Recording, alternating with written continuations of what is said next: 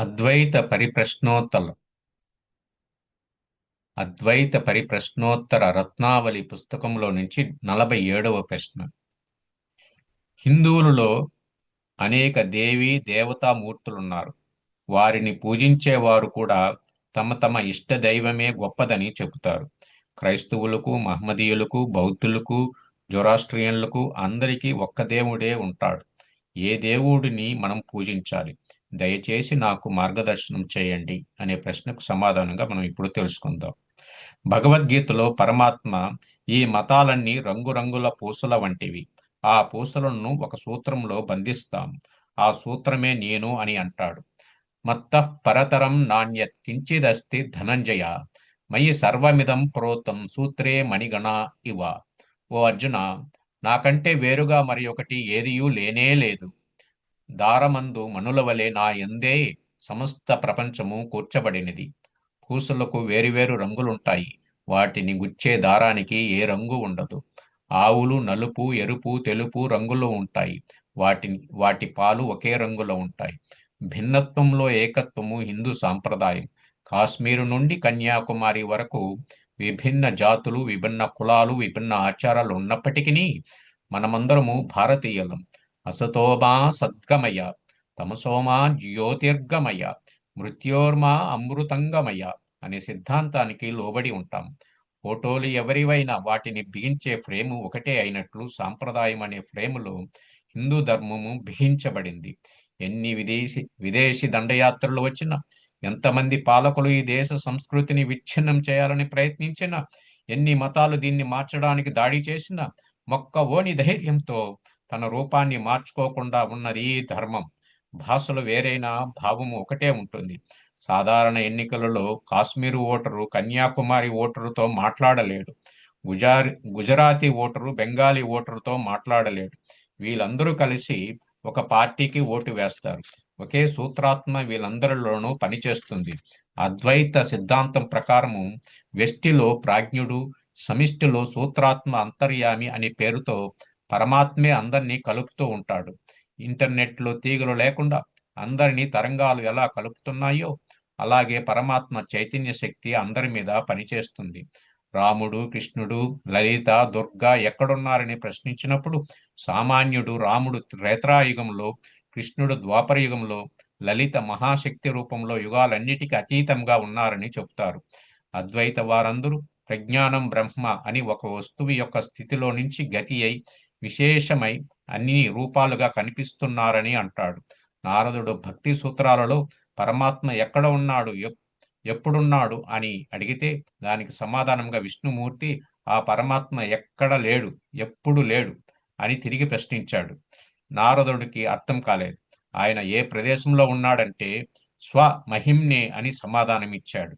ఆయన తన విభూది మహిమతో అనేక రూపాలను అనేక ప్రదేశాలలో సృష్టించగలడు. నీవు నీ కలలో నీ రూపాన్ని, నది రూపాన్ని, పడవ రూపాన్ని, నావికుడు రూపాన్ని సృష్టించినట్లు నీ లోపలే స్వప్న క్షేత్రాన్ని సృష్టించినట్లు అర్థం చేసుకుంటే అందులో లొకేషన్ ఎక్కడ, కాలం ఎక్కడ, ఎలాంటి కళ వచ్చిందో చెప్పగలవా?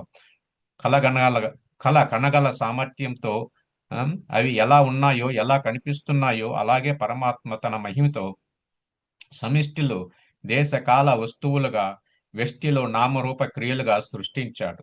స్వప్నకాలంలో నీకు అది సత్యమని ఎలా భాషిస్తున్నదో జాగ్రత్త ప్రపంచము అనుభవ కాలంలో అదే సత్యం అనిపిస్తుంది.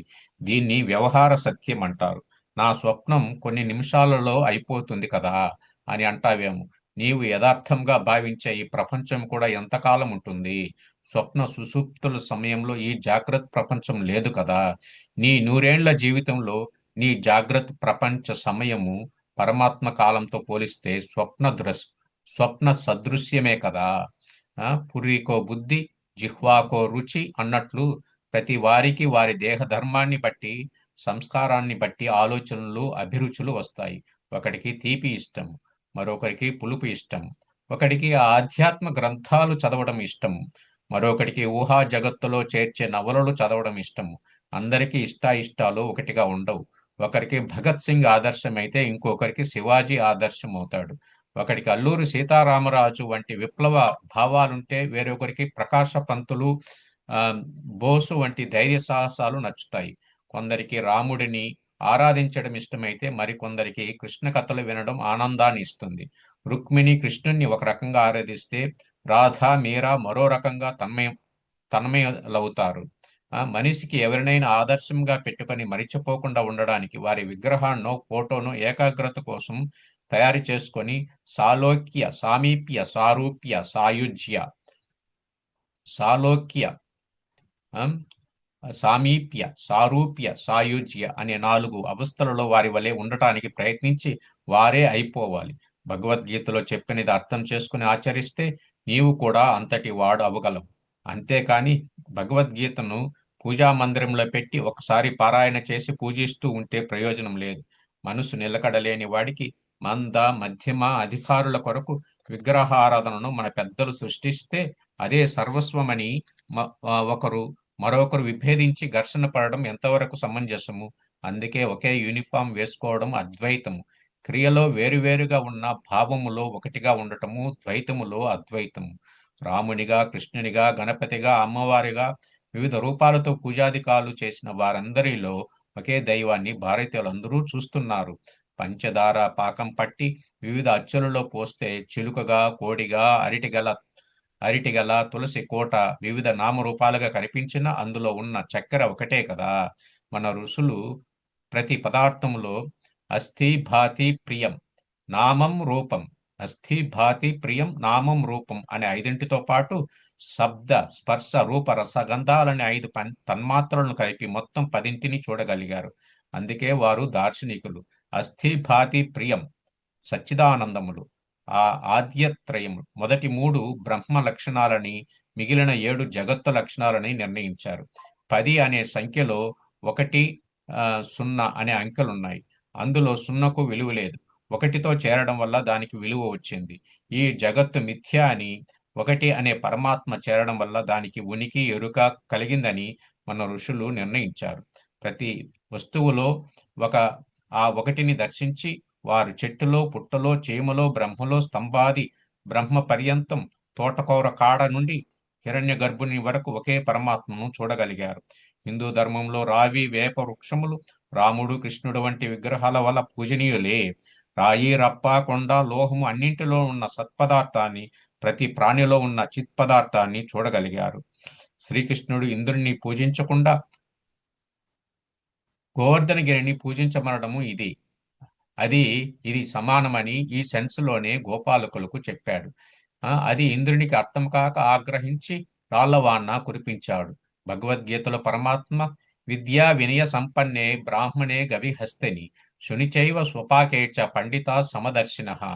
విద్యా వినయము కలిగి ఉన్న బ్రాహ్మణి యందును, గోవునందును, ఏనుగునందును, కుక్క యందును, కుక్క మాంసం వండుకునే తిను చండాలుని యందును సమదృష్టి కలవారే, వారిని సమంగా చూచువారే జ్ఞానులు, ఆత్మానుభవం కలవారు అని చెప్పబడుదురు. విద్యా సంపన్నుడైన బ్రాహ్మణుడు కుక్క మాంసము వండుకునే చండాలుడు జాతి చేతగాని సంస్కారము చేతగాని సములు కారు. కానీ సచ్చిత్తులుగా వారు ఒక్కరే. ప్రహ్లాదుని పరమాత్మ ఎక్కడున్నాడు అని హిరణ్యకశిపుడు అడిగితే ఎందెందు వెతికి చూచినా అందెందే కలడని సమాధానమిచ్చాడు. చూడగానే కనిపించేది నామరూపాలు, వెతికితే కనిపించేవి సచ్చిత్తులు. భగవద్గీతలో పరమాత్మ విభూతి యోగంలో తానే రుద్రుణ్ణి అని, తానే ఆదిశేషుడని చెప్పాడు కదా. కృష్ణుడు శివుడు ఎలా అవుతాడు? ఆ ఇరువురిలోనున్న సచ్చిత్తులు ఒకటే. అన్ని మతాలకు ఒకే దేవుడు ఉన్నాడంటావు. ఆ దేవుడు కాలగర్భంలో కలిసిపోయాడు. ఏ దేవుడు ఆద్యాంతాల్లో ఉండడో వాడు మధ్యలో ఉన్నా లేనట్లే. ఒకటి రికమెండేషన్తో పరమాత్మను చేరడం కంటే నీకు నీవే పరమాత్మవని నిర్ణయించుకోవడం గొప్ప కాదా? అన్ని మతాల కంటే హిందూ ధర్మము సనాతనము అత్యుత్తమము. ఆత్మవత్ సర్వభూతాని యః పశ్యతి సపశ్యతి. అన్ని ప్రాణులను తనవలే ఎవరు చూడగలడో వాడే చూపుగలవాడు. తాను సచ్చిత్తులని ఎవడు విశ్వసిస్తాడో వాడే అంతటా సచ్చిత్తులను చూడగలడు. అప్పుడు మాత్రమే ఏకత్వ బుద్ధి వస్తుంది. రేపు 48వ ప్రశ్న. చాతుర్వర్ణ్యం మయా సృష్టం. 4 కులాలను తానే సృష్టించాడని పరమాత్మ అన్నాడు కదా. కొందరిని అగ్రవర్ణాలుగా కొందరిని నిమ్న వర్ణాలుగా పక్షపాత బుద్ధితో ఎందుకు సృష్టించాడు అనే ప్రశ్నకు సమాధానంగా మనం తెలుసుకుందాం. అందరికీ ధన్యవాదాలు. ఓ